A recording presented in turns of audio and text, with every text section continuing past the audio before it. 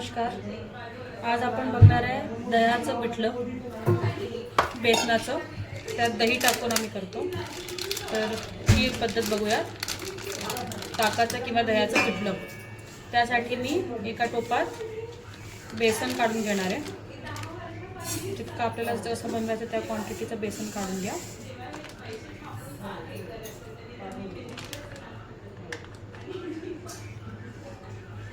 मला 2 किंवा 3 माणसांसाठी बनवायचं आहे. इतकं बेसन मला होईल. आता आपण या बेसनातच मसाले टाकून घ्यायचे. त्यात मी टाकते हळद, थोडी हळद, थोडं धनेपूड आणि लाल तिखट कमी टाकायचं. हिरव्या मिरची जास्ती घ्यायच्या. तर लाल तिखट चवीनुसार थोडंसं चवीला आणि हिरव्या मिरच्या जास्ती घ्यायच्या. यातच आपण दही टाकणार आहे.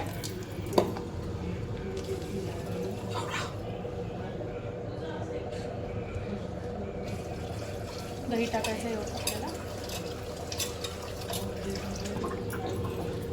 तर याला आपण पेटून घेणार. त्याने बेसनाच्या गुठड्या नको व्हायला. याला चांगलं पेटून घ्यायचं. लागलं तर थोडं दही किंवा पाणी अजून टाकून तुम्ही पेटून घेऊ शकता. आता हे आपण पेटून घेतलेलं आहे मिश्रण. दह्याच्या बेसनाच्या गुठल्या नाही आहेत. आपण गॅस ऑन करूया आणि याला तडका देऊया. यासाठी मी कापला आहे कांदा. उभा चिरला आहे. 1.5 ते 2 कांदे घेतले आणि हिरव्या मिरच्या. लाल तिखट आपण जास्ती टाकलेलं नाही आहे. हिरव्या मिरच्याच टाकणार आहे. हिरव्या मिरच्या मी उभ्या लांब कापून घेतल्यात.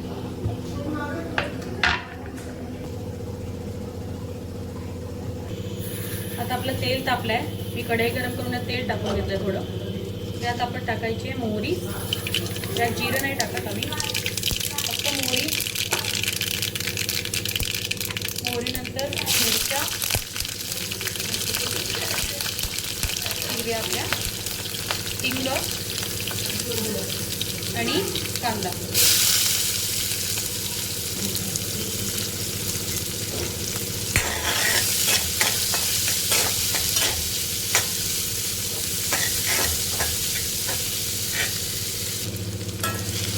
कांदा खूप नाही शिजवायचा आहे. अर्धा कच्चाच ठेवायचा आहे. थोडं परतवून घ्या. मिरच्या पण आपल्याला खूप नाही शिजवायच्या आहेत. कच्च्या राहायला पाहिजे थोड्या.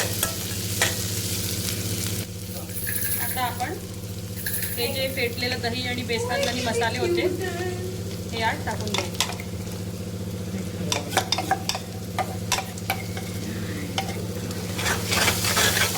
आपल्याला दह्याला चांगलं शिजवून घ्यायचं आहे. ज्याने याचा आंबटपणा कमी होणार.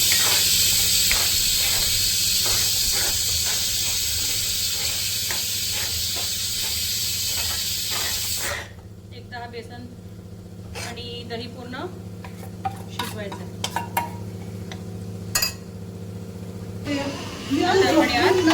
थोडं पाणी टाकायचं. याला मी परतवलं आहे. थोडं आपण पाणी टाकूया. खाली लागायला लागलं की आपण जरा पाणी टाकायचं आणि याला जरा शिजवून घ्यायचं.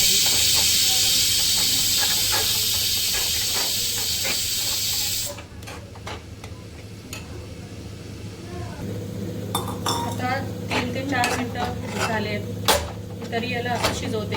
खाली लागून नाही द्यायचं. याला परतवत राहायचं. मला वाटतंय खाली लागत आहे तर पाणी टाकायचं गरम. याला थोडं शिजवून घ्यायचं. आता जसं जसं हे शिजत चाललं या दह्याचा वास सुटतोय म्हणजे आपलं दही शिजतंय.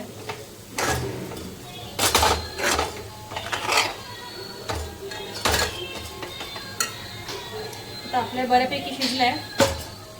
यात आपल्याला जितकं याला पातळ करायचं तितकं गरम पाणी आपण सोडायचं. पिठलं जरा पातळच असतं आणि याला मिक्स करून आता आपल्याला पाण्यात शिजवायचं आहे. हे शिजायला जरा वेळ जातो. बेसन असल्यामुळे आपण भाजलेलं पण नाही बेसन. तर शिजू द्यायचं. याला कमी गॅसवर झाकून त्याला एकजीव करून मी झाकून शिजवणार आहे. मला हे जितकं पातळ किंवा जितकं पाणी हवं होतं मी सगळं टाकून घेतलं आहे. याला मी चांगलं घोटून याच्या गुठळ्या पण काढून घेतल्यात. आता आपल्याला याला झाकून शिजू द्यायचा जोपर्यंत त्याचा रंग बदलत नाही. तुम्हाला हवं तर तुम्ही बेसन आणि दहीचं मिक्सचर टाकलं पण पाणी टाकून त्याला शिजवू शकता. मी जरा उशिरा पाणी टाकलं त्याला असं शिजवून देतं, ज्याने दह्याचा आंबटपणा जरा कमी होऊन जातो दही शिजल्यामुळे. आता याला आपण झाकून शिजू देऊया. मधून याला हलवायचं आहे, नाहीतर ते खाली लागणार. आता आपलं हे 7 ते 8 मिनिटं 10 मिनिटं शिजलं आणि मधून 2दा याला उघडून परतवलं आहे, कारण हे खालती लागतं. हे शिजलं आहे आपलं. रंग बघा लाईट का. तर या स्टेजवर आपण याला बंद करू शकता. मला जितकं पातळ हवं तितकंच पातळ आहे. या चवीनुसार आपण मीठ टाकून घेऊया.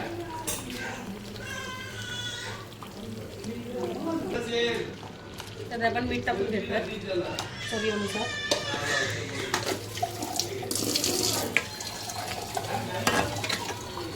त्याला आपण बंद करू शकतो. मीठ जरा शिजलं की याला आपण बंद करूयात. यावर खूप सारा कोथिंबीर टाकायचा टाकून. आपण गॅस बंद करूयात. यात भरपूर सारा ताजा कोथिंबीर टाका. याला भाकरी किंवा भाताबरोबर खा. करून बघा तुम्ही पण. विदर्भातलं दह्याचं पिठलं. थँक्यू.